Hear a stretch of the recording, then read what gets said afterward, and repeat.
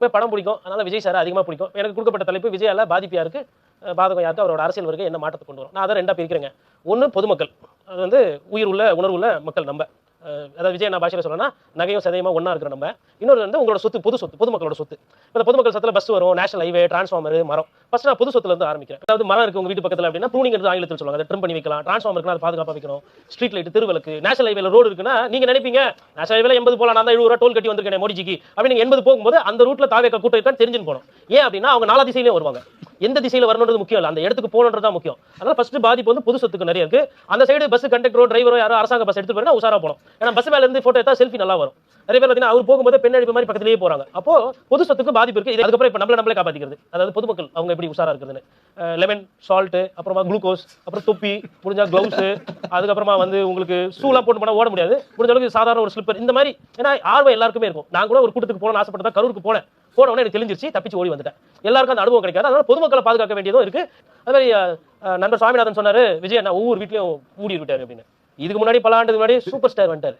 அதுக்கு முன்னாடி எம்ஜிஆர் வந்தார். பட் ஆனா இன்னைக்கும் சூப்பர் ஸ்டார் ரெலவென்ட். அதே மாதிரி விஜய் அண்ணா ஓடி தான் நடிகரான். தளபதி இருக்கும்போது தலை இல்லையா? அவங்க எல்லாம் ரசிகர்கள் சும்மா இருப்பாங்களா? தளபதி இருக்கிறது கூட தலை ஃபேன்ஸ் கை தட்டுறாங்க. தேர்தல் அரசியல் வரல, அவங்க ஓட்டு அவங்களுக்கு அது பாக்குறவங்களுக்கு புரியும். ஏன் அப்படின்னா கோயில்ல ஒருத்தர் வந்து அம்மா ரொம்ப பவர்ஃபுல் பா அப்படி இப்படின்னு சொல்லிட்டு ஏதோ லோக்கல்ல வசூல் பண்ணி ஒரு பூசாரி தீமிதி திருவிழா வச்சிருக்காரு. அதை வந்து ஐயாவோட அண்ணா மாதிரி பார்க்கணும், இல்ல வந்து எம்ஆர் ராதா சார் மாதிரி பார்க்கணும். எம்ஆர் ராதா சார் கிண்டல் பண்ணுவார், அக்னி பகவான் கீழே போட்டு வச்சுக்கிற வீட்டுல வச்சுக்க பண்ணுவாரு. அதெல்லாம் ஏதோ பண்றாங்க, அவரோட இறை நம்பிக்கை. அங்க போய் தாவேக்கா கொடி பிடிச்சது ஒலிம்பிக் மெடல் ஜெயிச்ச மாதிரி ஒருத்தர் போகிறாரு, ஓடி இருக்காரு. அப்படியே திபி திபின்னு ஸ்லிப் ஆகி வந்தா கொடி வாங்கிக்கலாம், மூஞ்சி போச்சு இல்ல ஆளுக்கு ஏதோ ஒண்ணா யார் புரியுது. கொடியை பிடிச்சின்னு ஓடுனது இது வரையிலும் பார்க்கல.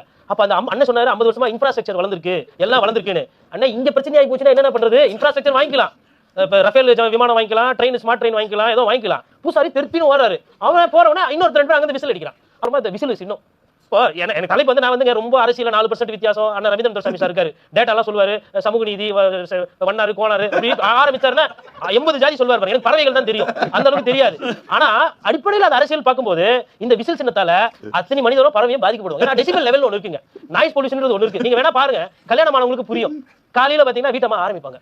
இவர் வந்து ஒரு ஆண்கள் வந்து பொதுவாக 7000 இருந்து 10,000 வார்த்தைகள் பேசுவாங்களாமா, பெண்கள் வந்து 20,000 வரலாம் பேசுவாங்களாமா. காலையில ஆரம்பிச்சா சுப்பிரபாதம் போயிட்டே இருக்கும். இப்போ அந்த வீட்டுல ஒரு சிறுவை இருக்கான், அப்பா அம்மா சண்டை போடும், அதே ஒரு விசில வச்சு ஊதிட்டே இருந்தானா அந்த குடும்பத்தோட நிலைமை என்ன ஆகும் பாருங்க. ஆல்ரெடி டிவோர்ஸ் அதிகமாயின் போகுது. இதெல்லாம் சரி செய்யணும், இதெல்லாம் இப்படிதான் குணம் செய்யணும்ன்றது மாதிரி போயிட்டு இருக்கும்போது சென்டிமெண்ட் ஆயிட்டு பிரேக் எடுக்கிறாரு.